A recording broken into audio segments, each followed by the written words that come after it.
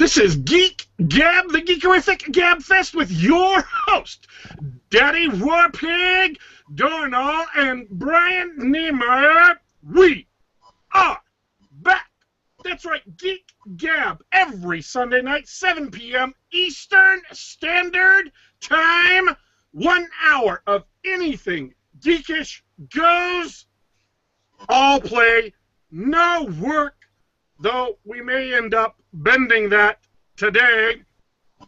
Really, we just want to get you relaxed, let you take a load off from last week, get you ready for next week, and let it all just, have fun, chill out, do some fun geeky stuff. So, at this point in the show, besides being upset at yet another round of technical difficulties, which we have hopefully surmounted, at this point in the show, I'd like to take a little pause and allow my co-hosts to say hello.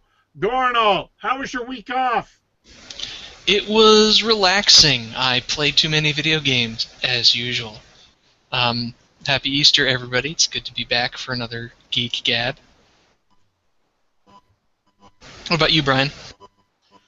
Oh, my week has been phenomenal. As Bakari said, what a time to be alive. What happened? Is there anything you can share this week?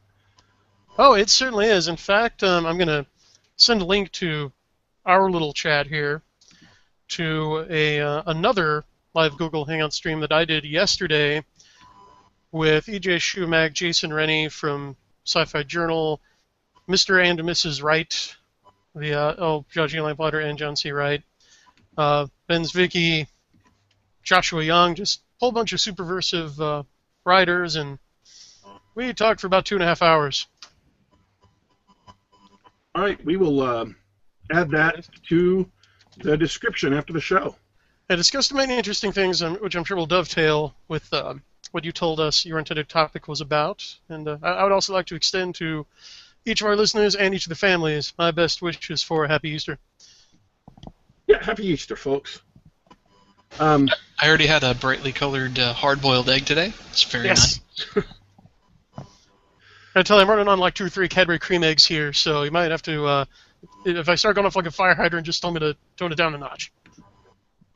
Oh, you like those things? Those are, they're my favorite candy. Are you serious? Like they come back on the shelves every Easter, and you're like, that's like pure sugar. I would love to have one of those. And then it's just a reminder, oh, they're awful. And it's a reminder, oh, I love pure sugar. I don't eat candy very much, but even if I did eat candy, I wouldn't eat that candy. Oh, come on, Cadbury, the former chocolatiers, to Her Majesty. They know what they're doing. I just, whatever stuff they put inside the yolk, and I know there's some technical cooking-related term for that stuff. It's not that it looks like a yolk that bothers me. That doesn't bother me. I'm okay with that. I'm cool with that. It's just whatever that is. I don't like the texture of it, and I don't really like the taste of it. Well, that's fine. De gustibus. What bothers me is they've been getting slightly smaller every year for the last few years now, but charging the same, if not more.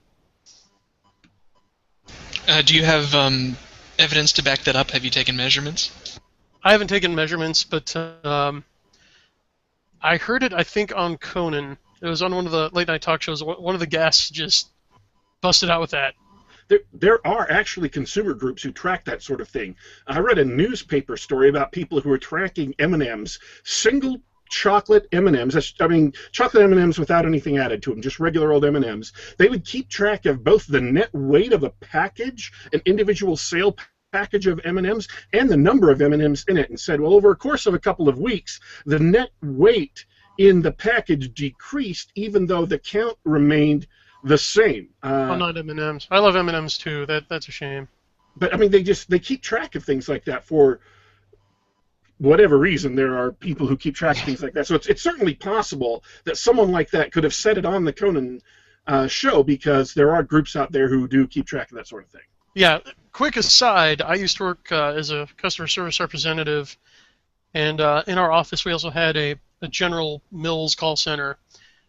And yeah, I got to hear about the story of an old lady who counted like every single Cheerio in a box of Cheerios to see if it like matched the given serving size and weight on the box. I think she used a food scale or something.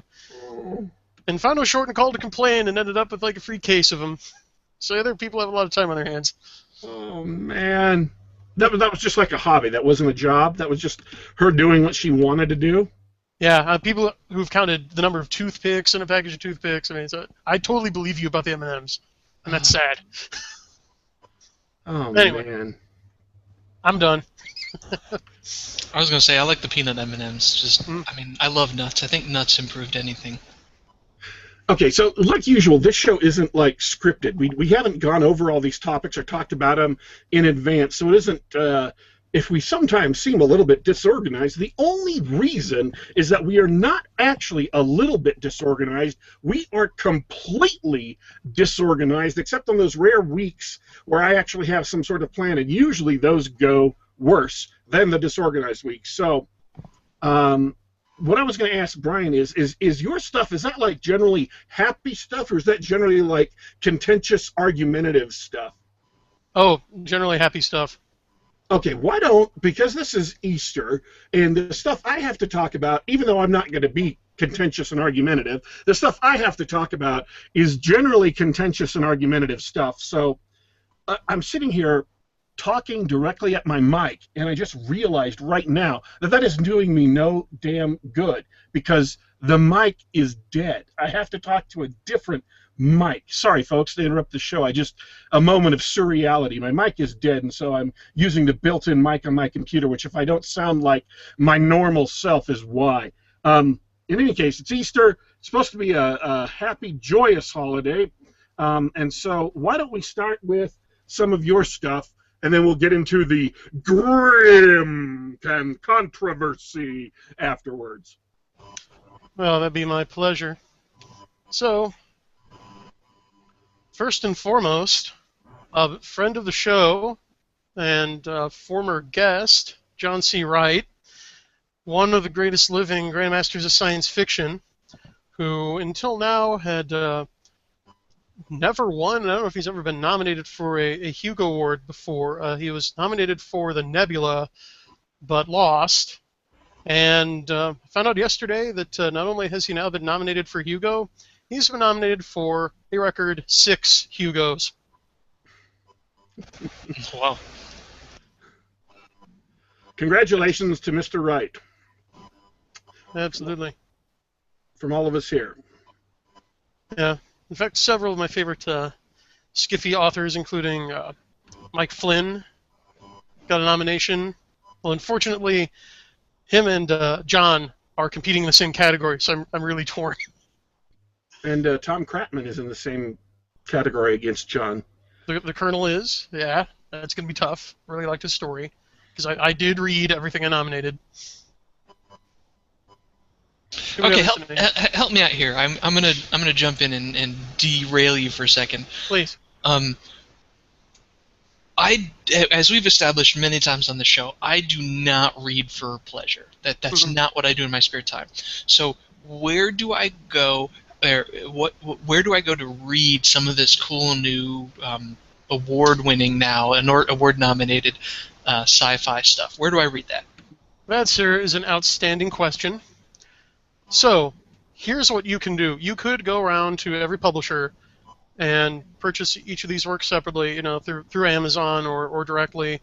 Or, and what I recommend you and the listeners do who haven't done it, is go to Sasquatch, who are hosting Worldcon, which runs the Hugos this year, and there's still time to put down a measly $40 for supporting membership, which gives you voting rights this year, and I believe the ability to nominate next year, but also gives you access to the voting packet, which will be sent to you. And I believe this year, I think it contains $120 fair market value of top shelf sci-fi and fantasy for $40. Wow. Sorry, go ahead. I have the link to the registration page to Sasquatch, and I will, of course, be putting that in the description to the show. Oh, thanks. I was just kind of scrambling to find it. Sasquatch, is that like some sort of Blunted Sasquatch?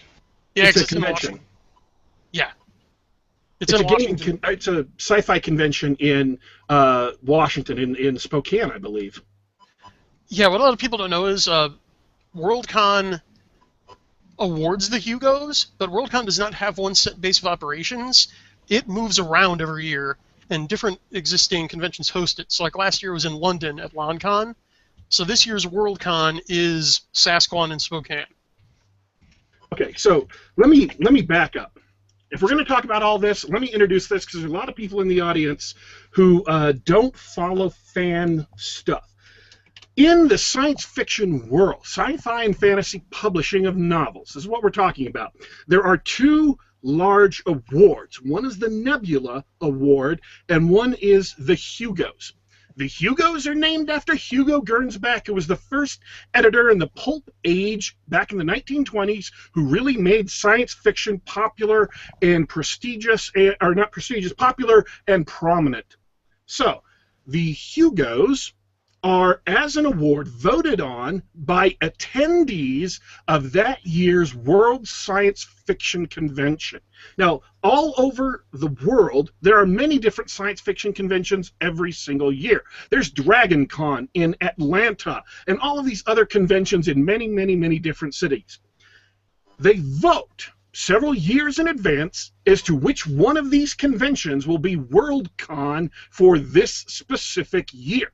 So for 2015, a science fiction convention called SasCon, which is a play on words of Sasquatch, was voted Worldcon. So next year it's going to be in someplace else. Last year it was in London. This year it's going to be in, I believe, Spokane, Washington. And whoever is attending the convention votes on the Hugos. And these were, at one point, the most prestigious awards, and even meant a substantial bump in prominence for a book which translated into sales.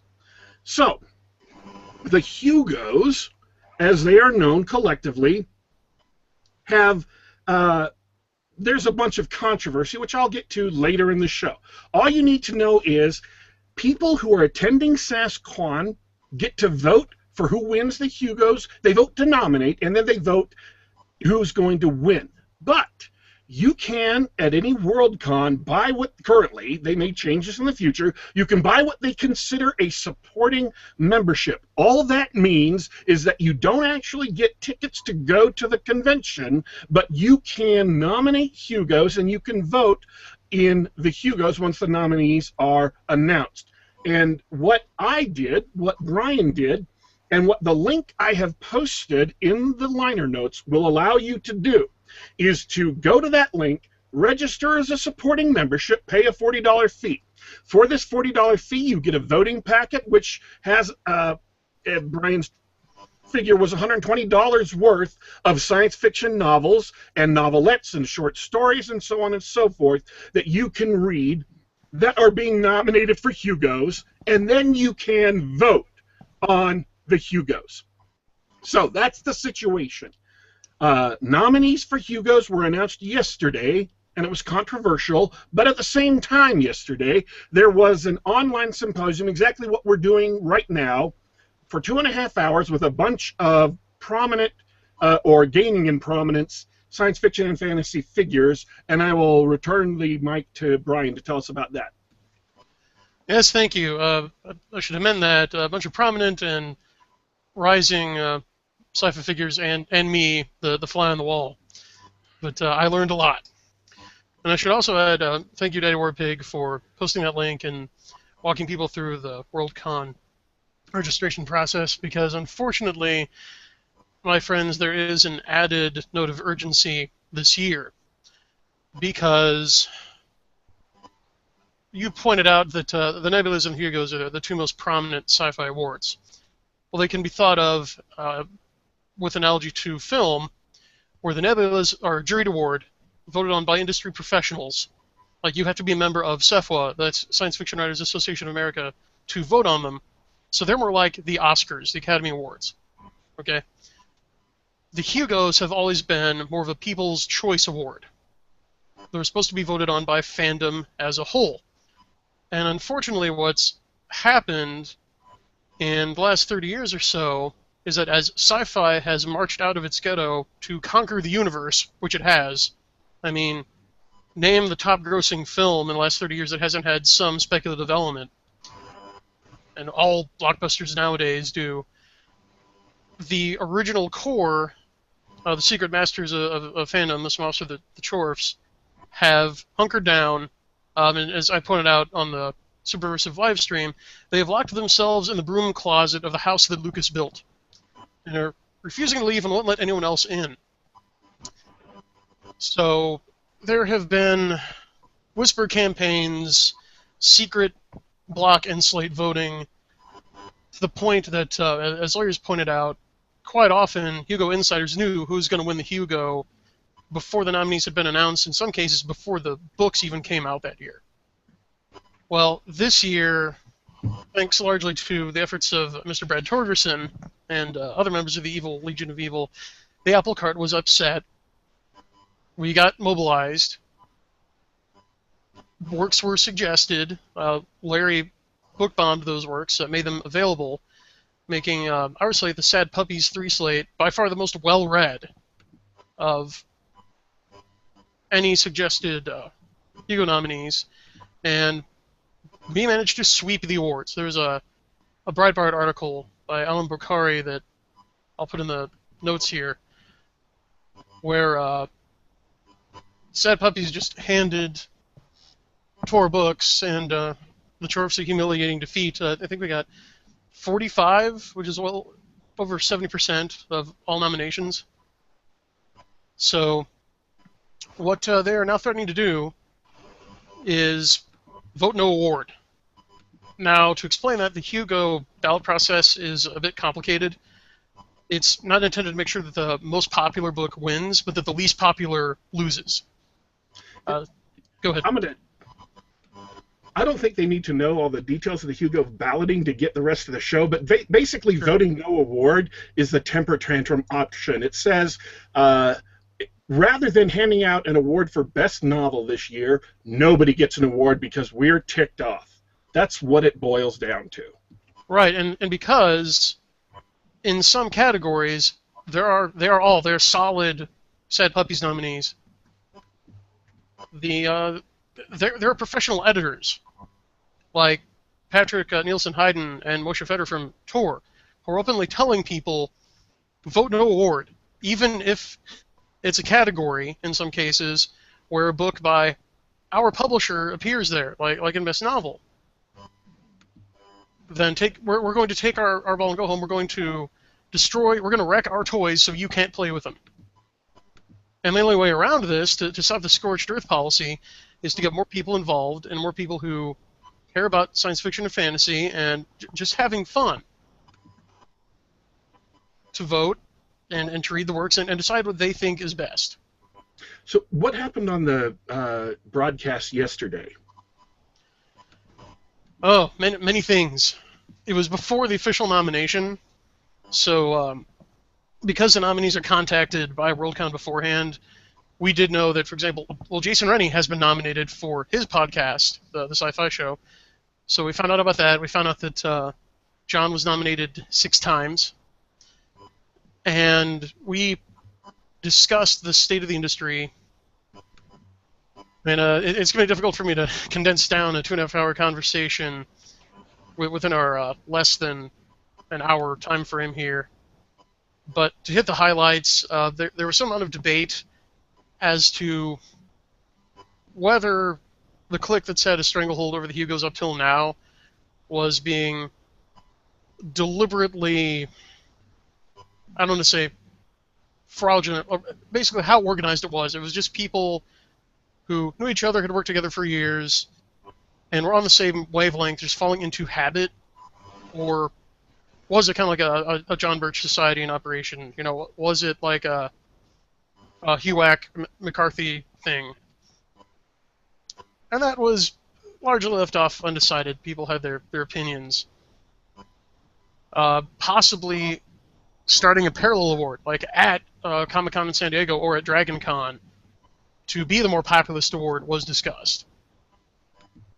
So basically, there was a lot of discussion, a lot of strong personalities, a lot of people with strong opinions, and we didn't really decide much. But it was great. It was great to hear what some luminaries in the field think. Okay, so let's talk about sad puppies now.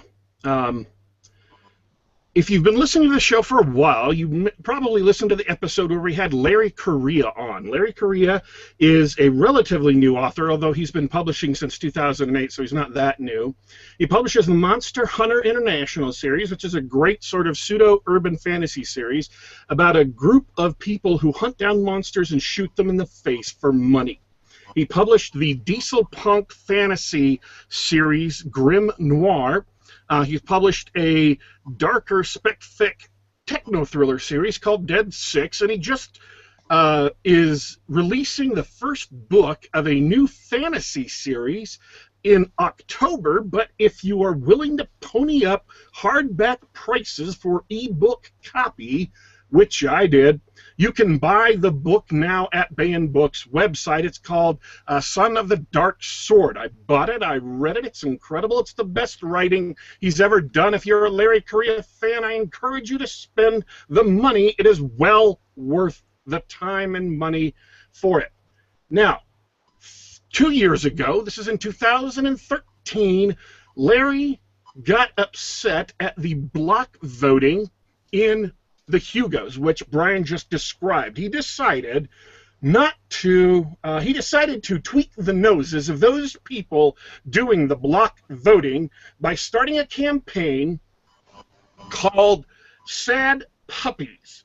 And the reason why is this group that has a stranglehold on the Hugos has a particular set of political beliefs. Now, I personally don't care what your political beliefs are, other than I don't want to hear about them because they bore me to tears.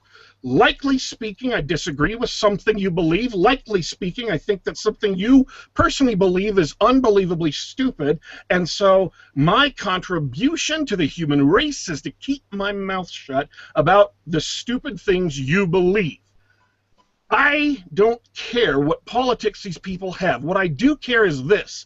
They were nominating books and handing out Hugos not because of quality, but solely because of the politics of the work. And if quality books or stories or novels or novelettes or novellas happened to slip through the process, it was entirely by accident. And I don't want to argue about the politics because it is tremendously, wearyingly boring to me, the political minutia, and there are many, many shows that argue politics. This is not one of them by deliberate design. So, leaving the politics aside, the organization, by voting for political works, no matter who you are, if you're a Christian, if you're an atheist, if you're a conservative, if you're a liberal, no matter who you are, if you're a monarchist or an anarchist, if you produce a work that is primarily about message, about lecturing people on your belief system, if it's an ideology, if it's a philosophy, if it's a religion, if you write a book that is primarily about inculcating readers into your belief system, it is 99% of the time going to be a boring piece of garbage. And what happened with the Hugos, when this group of people kind of got a stranglehold on the nominations and on the actual voting on the ballot, is they started voting message fic in. And message fic is bad, because I just explained that it's boring. Of course it's bad, especially in science fiction and fantasy. And if you are voting for message fic over fun stuff, over well-written stuff, you're going to be voting for mediocre garbage. So, 2 years ago, Larry Correia, the author, decided to prove, beyond a shadow of a doubt, that the Hugos were actually controlled by a cabal of voters, because this had been the subject of some controversy. So he launched a campaign called Sad Puppies. And the reason why is because puppies, the primary cause of puppy-related sadness is boring message fiction. So he launched something called Sad Puppies in order to relieve the sadness of puppies across the world, so that puppies would no longer be sad. They could, instead of having boring message fic getting Hugo Awards, good fiction, fun fiction would win Hugo Awards. And this was, of course, in the first few months of 2013, because that's when nominations and that's when voting happens. Sad Puppies 1 did not cause anyone to get nominated, or, I'm sorry, it caused several people to get nominated, no one won. Larry himself did not get nominated. Here's the thing, though. As soon as he announced what he was doing, despite the fact that authors had long posted suggestions for nominations for the Hugos, all of the people who were either in this clique or political allies of this clique came out and began attacking Larry Correia, came out and began attacking any of the other individuals involved with Sad Puppies, thus proving that there was a clique and proving that there was a group of people for whom the Hugos were seen as sort of their property, their playground, their award to pass around to people whose politics they approved of. Larry Correia's first training was as an accountant. He worked as an accountant for many, many years before he became a published author, and he used his vast accountant powers to analyze the vote totals for books that got nominated and books that won to determine whether or not there were any funny patterns. Now, the one thing he did determine that made everyone happy is that there's no funny business going on. The WorldCon committee, the people who have been in charge of the votes, give the award honestly to those books that win the most votes. So if you could get a majority of votes, then you would be you would win, honestly, legitimately. They weren't doing any skullduggery in the background, monkeying with the numbers. I should point something out if I can cut in really quickly ahead. About Larry. Larry has been involved with Sad Puppies for 3 years now, and a common objection that is hurled against him is that it's a Trojan horse campaign. He's mustering his followers to try to get himself a Hugo when he normally couldn't get the mustard on his own. He has definitively disproven that because while Larry was contacted on March 20th and told by the comm committee that his latest, I believe his latest Monster Hunter book, Nemesis, had been nominated for Best Novel, he refused the nomination. He has turned it down. So it is not personal for Larry. He's not trying to get himself a Hugo by organizing this campaign. In 2014, which was last year, Larry once again organized Sad Puppies. They were more successful, but still none of them won awards, which caused the people as part of this group, as this clique and their allies, caused them a great deal of happiness and joy and crowing all across the internet, mocking people who were supporting Sad Puppies as being losers who wanted to do various nefarious things. In many cases, calling them Nazis, yada, yada, yada. Just, more BS that everybody is familiar with too much in politics anymore. It was not successful, but again, it proved the point. There is a clique, the clique organized against Sad Puppies as soon as they know about it, and despite the fact that Sad Puppies was only doing that which has been done by other authors before, they lashed out and accused it of destroying the community of fandom. Well, I should point something out with a quick correction. It was successful because the point, as Larry proved, was not to win awards. Right. The point was to force the clique that had controlled the Hugos into a no-win situation, which we've done. They're in a Xanatos gambit now, as was pointed out on Brad Torgerson's website, where it's heads we win, tails they lose.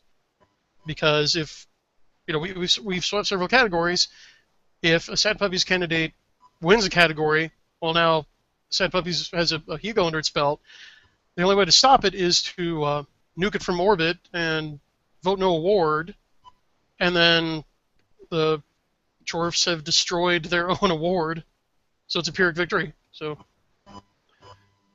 that brings us to 2015, which is this year. Larry Correia did not organize Sad Puppies 3. It was organized by a first-time author named Brad Torgeson, who wrote a book called The Chaplain's War, and he selected a large slate of nominees that were, and this touches on the politics, so I apologize for drawing it in, but it is actually important. Authors who were nominated included men and women. They included people of many different races, people of many different sexual, religious backgrounds, people from different countries. It was a truly diverse slate. And again, this was not blank voting. He said, read what you want to read, nominate what you want to nominate, and vote for the best works. Well, there has been a lot of backroom dealing with the Hugos, as Brian detailed, basically because, let's say I'm an author. If I'm going to get nominated for a Hugo, I know a week or two before. And I can then tell friends of mine, not publicly, I'm not supposed to announce it publicly, but I can tell friends of mine if I've been nominated, and they can pass it along to friends of theirs. So if you're part of this network, generally speaking, you will get to know who's going to be nominated for the Hugos before the official announcement. Well, this year, all of the people who would normally be expecting to be nominated because they were part of the clique were not getting nominated. And I was informed by a person I know who themselves is plugged into the system, who I am not at liberty to reveal. A week and a bit ago, I was told that what was going to happen yesterday was going to be very upsetting to a lot of people and that I should keep that under my hat. So I did. I heard that. I said, okay, that sounds great. I'm awesome. I'm looking forward to it. And full disclosure, I personally nominated. I paid the $40. I got a Sasquatch membership, and I nominated things for the Hugo. I only nominated works I myself had read. Moreover, I nominated several works that were not on the Sad Puppies slate or on Rabid Puppies, which is a different slate organized by another author. I nominated works that were not on the Sad Puppies slate, and several works that were on the Sad Puppies slate that I read, I did not nominate because I didn't think they were the best of this year. So this was my selection of works I considered to be worthy of a Hugo, several of which didn't get nominated. Now, as soon as people started talking, as soon as these people in the clique started putting it together and started talking, which is 2 or 3 days after I got the news, I felt free to also say, yes, I've heard it's going to be bad, and that's going to make me happy. And then we all waited for Saturday, and as Saturday got closer and closer, the outrage got higher and higher, and several people started stating stupid things in public. Then the bloodletting yesterday. That is metaphorical bloodletting. For those of you that are literary impaired, metaphorical bloodletting yesterday, where Sad Puppies and Rabid Puppies, put together by the infamous Vox Day, had a great many numbers of works nominated, including John C. Wright's 6 nominations for various novels and novellas he had published. So, that the Hugo controversy is now on to the voting. There are now campaigns to recruit voters for the Hugos by people who feel this is wrong. Brian mentioned Tor Books. I just want to say this. Tor Books is a publisher or an imprint of Macmillan Publishing. Macmillan is part of one of the 5 media conglomerates who own pretty much most of the media in the world. And Tor is, in the science fiction and fantasy field, a very dominant force. They have a lot of sway. So when people at Tor are upset and throwing their weight around, that makes big waves in the community. And that is the situation for most of us to this point. I'm going to pause and let's see if Dorrinal has any questions or Brian wants to add any information that I may have mixed. Well, that was quite comprehensive. We did have one question in the chat here about Vox's involvement, and I should be careful to point out that Vox was not part of Sad Puppies. He did help to promote it, but he ran his own parallel Rabid Puppies slate on his website, which did do fairly well. I'm sure it's responsible for several of the John C. Wright nominations because Castalia House, where Vox's lead editor is one of Mr. Wright's publishers, ironically along with Tor. But I don't think that any of Mr. Wright's nominated works were published by Tor this time. But yes. Oh, Vox also managed to get himself nominated for, or rather, the Rabid Puppies got him nominated for Best Editor, Long and Short Form. So congratulations there. But yeah, he wasn't on the Sad Puppy slate. He's Rabid Puppies. Okay. Here's where things get ugly. And they get ugly and... oh, okay, I'm sorry. Dorrinal had to step away for a second, so let's let... yeah, I was buying for time. Okay. Did you hear any of my epic rant, or did you miss all that? Oh, no, I heard most of it. I was just away for a few seconds. Did you have any questions about that before I jump into the bad stuff? No, I'm definitely a backseat spectator on this this issue. It's kind of what can I say? It's interesting. I like the one thing I'll say is that I like how Larry and everybody involved with Sad Puppies has mostly avoided the obvious criticism, which is, well, you guys just made a counter click, which is kind of a, first of all, that's admitting that you are a click, and second of all, just not true. They've been able to mostly avoid that sort of that easy critique there. By the way, folks, if you want to hear Larry's position on Sad Puppies this year, he was on our show. The 10th episode was an interview with Larry Correia, 1 hour, and we spent the first, I think, 15 minutes of it discussing Sad Puppies. So if you want to hear about that, you can listen to the episode with Larry Correia. Also, we had John C. Wright on the show. And we mentioned at different points, I don't remember if there was a specific one of any length, but if you want to hear John C. Wright's discussion, including mentioning of Sad Puppies and his other stuff with the Hugos, you can listen to the John C. Wright episode. We enjoyed both of those. We had both authors on. We were very grateful to have them on the show, and very enjoyable. More information if you want to know their specific point of view, not just ours. I have stuck a link into the actual official Hugo website to where you can read what works were nominated this year. I'm not going to read all of them, but I am going to cover a few. Best Novel, Skin Game by Jim Butcher, Lines of Departure by Marco Cluse, The Goblin Emperor by Catherine Addison, The Dark Between the Stars by Kevin J. Anderson, and Ancillary Sword by Ann Leckie. Two of those are Tor books.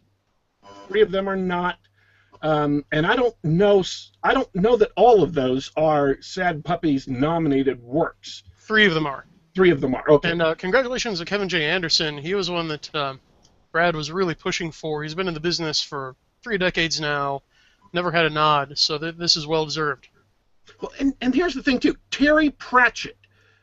You may have heard his name, Terry Pratchett. He is. He's kind of prominent. He's sort of well known. Has never, not ever, not once gotten a Hugo. That he has one more work to be published this year after his death, which means he'll be eligible for another Hugo next year. I suspect, though I do not know, that Sad Puppies 4 will include Terry Pratchett on its slate because he deserves to have one. Anyways, those are just the best novels this year nominated. I just wanted to read those. I've included the link if you're interested in seeing what other nominees are included. And specifically, Ancillary Sword and Goblin Emperor are the 2 non-SP books, but read all 5 of them. And I've heard good things about all 5 books, but I plan to read all of them in the voting packet. Decide which is the best one. When is the deadline for voting anyway? Well, that's an excellent question. I know the awards are given out in August. I'm not sure. I don't really recall sometime in July, but don't hold me to it. But I know it was enough time for people to read the entire Wheel of Time last year. Like, some Iron Men did it. Because the whole thing was nominated last year, and just to show you how great a deal the Hugo packet can be, everyone who signed up to vote got the entire Wheel of Time, like all 14, 15 books, plus everything else was nominated for $40. Yeah, but that's got so many chapters that you can just skim. I mean, come on. I thought you said you didn't read. Back in my foolish days when I was a big Wheel of Time fan, I think I made it 11 books, and I'm kind of surprised I did. Yeah, same here. All right. So, and my general policy with the show has been to avoid controversy. I cannot avoid controversy all the time, and so now we're going to go in a very unfortunate direction. There is an ongoing controversy in the video game industry known as Gamergate. You said the unholy words. And, yeah, no, I can't believe you said that. I've just been doxxed. For the necessity. Hold on, I think the FBI is here. So I'll be right back. I'm weak. I'm tired. I am weary at having to say this. And why is Gamergate important? Because Patrick Nielsen Hayden, or his wife, Teresa Nielsen Hayden, one of the two, claims that Gamergate was the cause of Sad Puppies winning so many nominations. That it was hordes of Gamergaters infiltrating sneakily, surreptitiously, the holy and pristine nominating process of the Hugos that caused this nasty, ugly, unfortunate outcome. This is... Oh, and there's one other thing I have to mention, which I've been putting off all show because it's personal, and I really don't want to mention this, but it's pertinent, and anybody listening to this show knows this will be expecting me to mention it, so I will.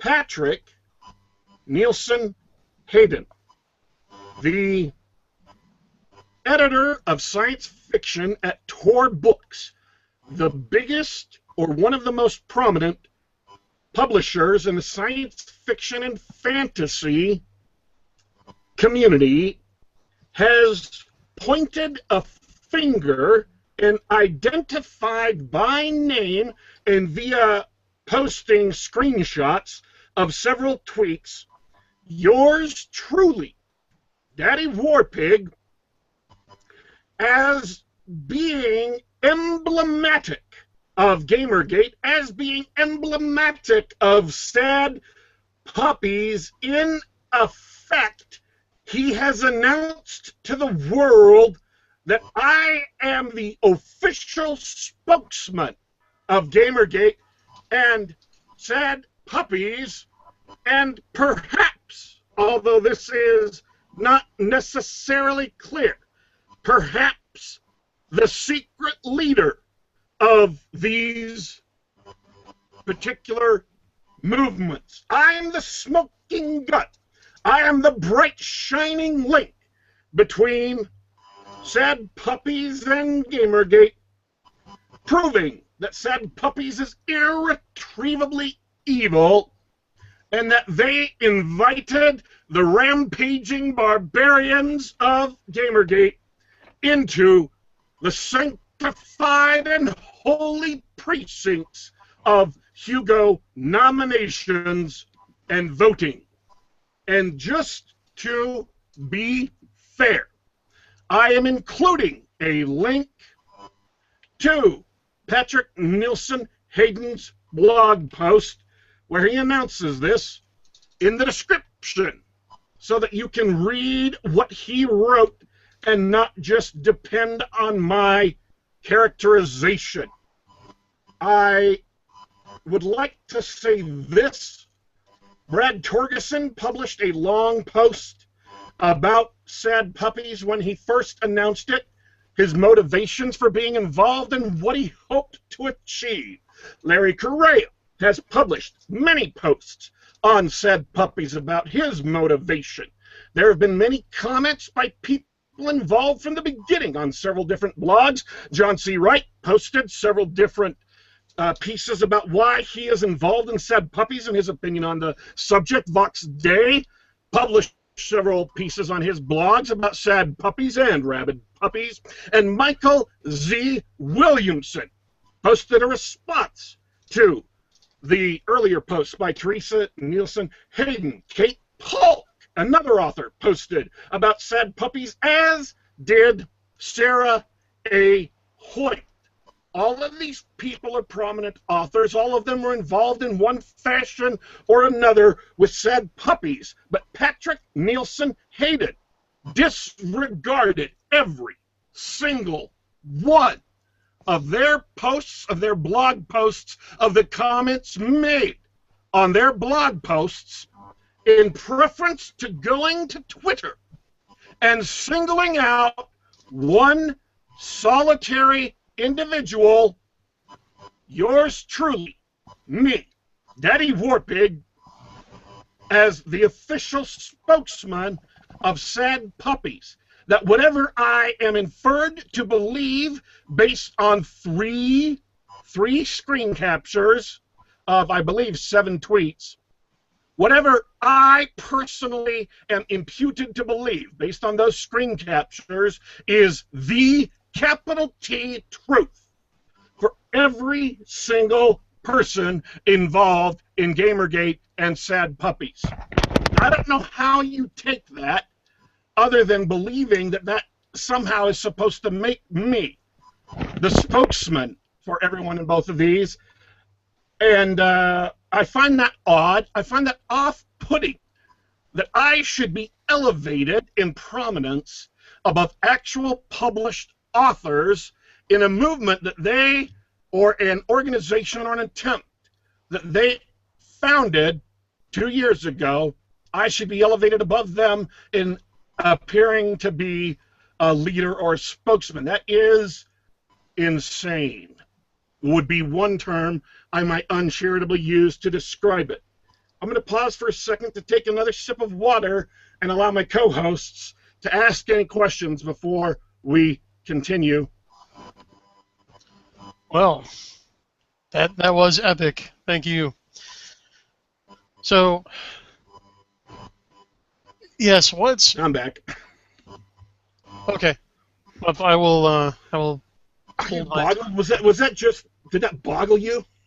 Yes. That's crazy. So people just saw the overlap of you being involved in the double G, and then having Larry on and talking about Sad Puppies and all that. That they just saw the overlap, and they just assumed that you were the master pig.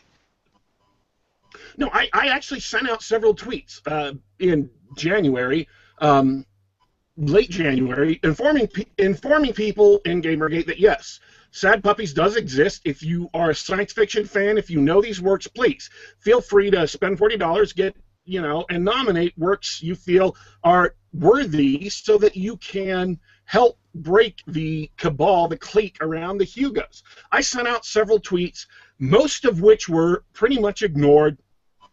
And I have statistical evidence that that it had no effect.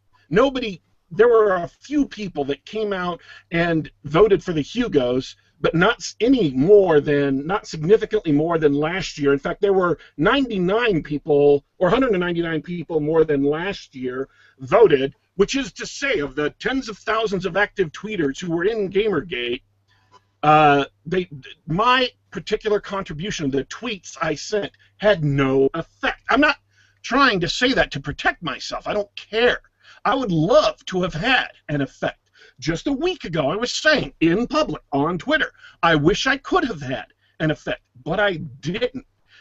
All they could do was identify those tweets from me to Gamergate about the Hugos as being a bright, shining link between the two, and then take them out of context to make me look bad, which, I mean, let's face it, if they wanted to make me look bad, I could have given them much better material to work with.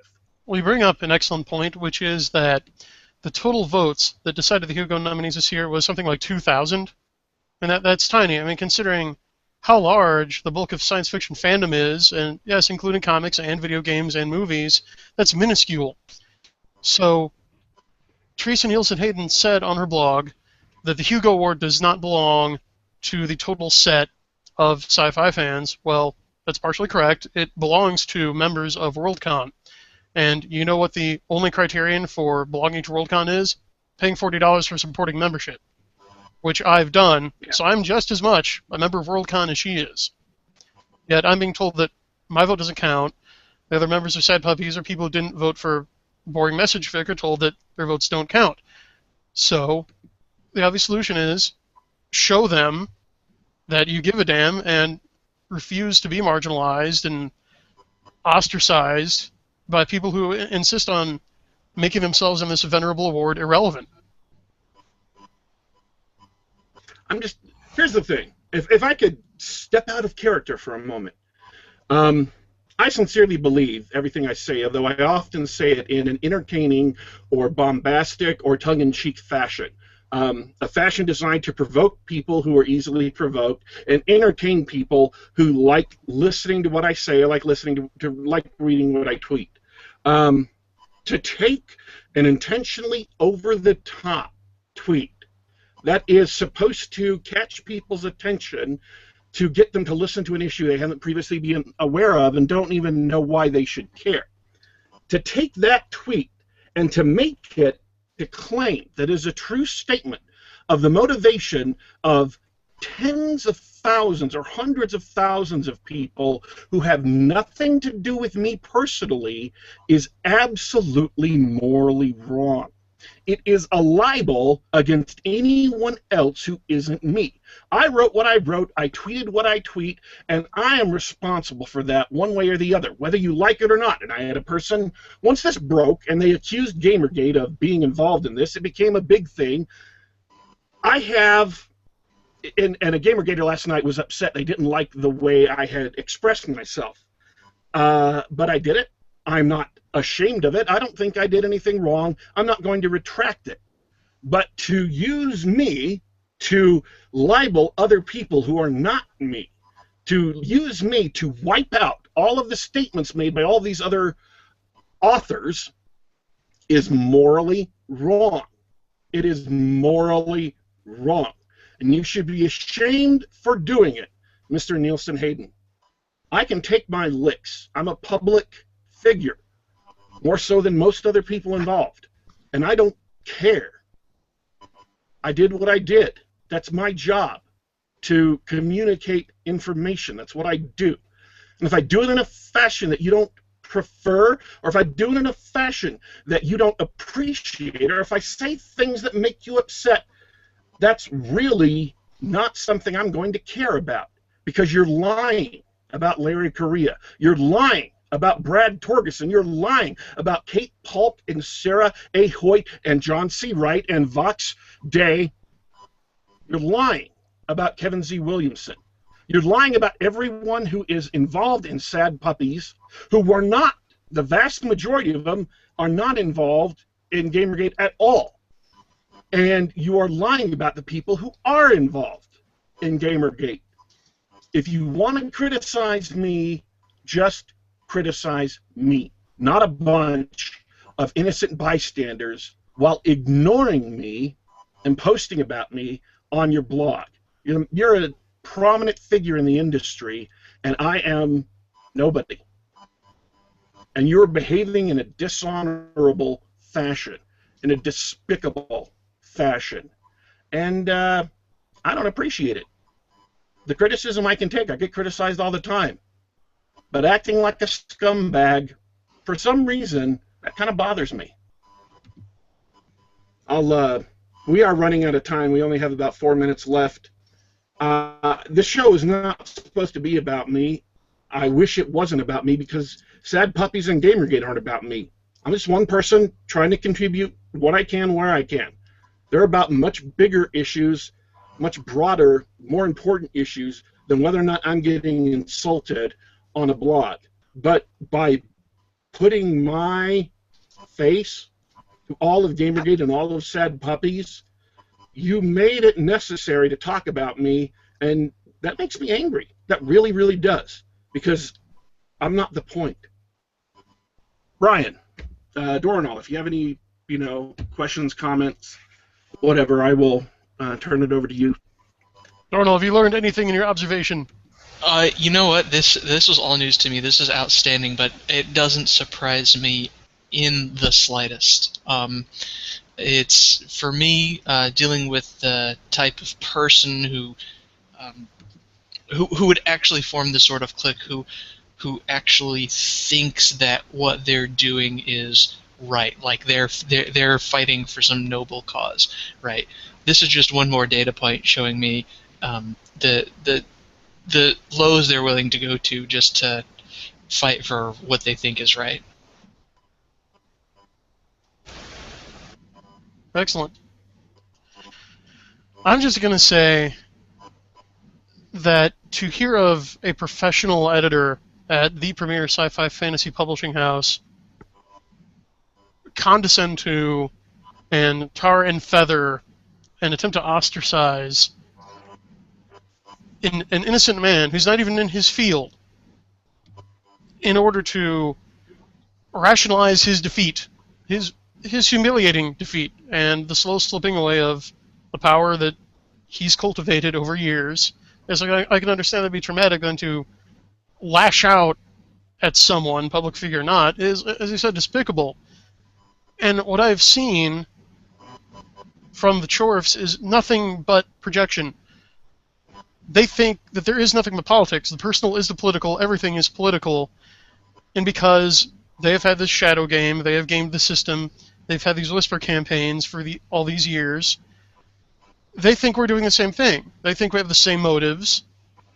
And because they can't open their mouths without lying, they think that the Sad Puppies campaign is lying, and we say that we want to break their stranglehold and open up the field to authors of whatever ideology or religion or political affiliation. We just want to open it up to good stories. But they won't believe that, and they can't believe that, and the fact that they have to resort to slurs and slander, I think, just shows a great deal of intellectual and rhetorical weakness. I think they're afraid.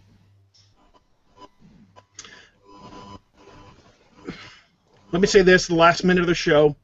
Voting for the Hugos is still open. If you're interested in voting, you can pay your $40, join Sasquatch. You'll get a voter's packet at some point of everything that, as a supporting member, join Sasquatch as a supporting member. You'll get a voting packet that includes everything that is nominated, or most things that is nominated traditionally. Some publishers choose not to include them. And you can vote for the Hugos whichever way you wish. I posted instructions on how to do this on Twitter yesterday, but my last instruction was vote for what's best, because this is the entire point of my involvement.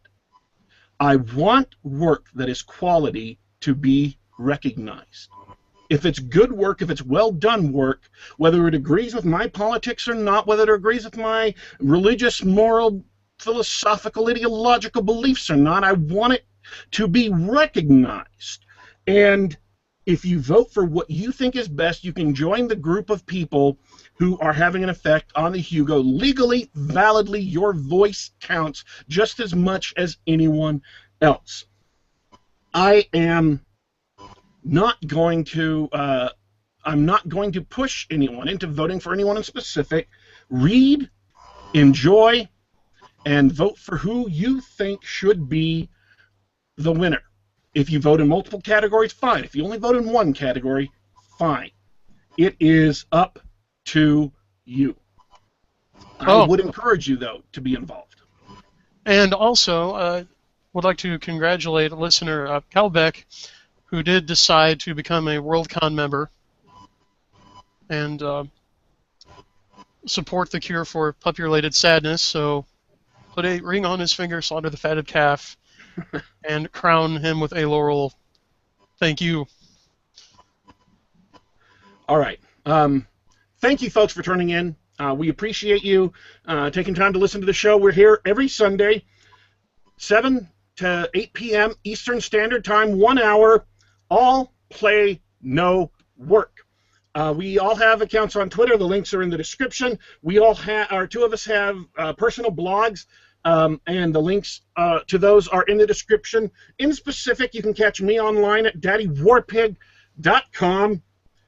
You, if you like the show, please come back, subscribe, tweet it out, especially if there are people asking questions about sad puppies, are asking questions about the Hugos, are asking questions about why Gamergate is involved in it. The short answer is we're not. Gamergate isn't, other than a few individuals whose interests happened to overlap. We appreciate all of you for tuning in and listening, all of your questions in the chat.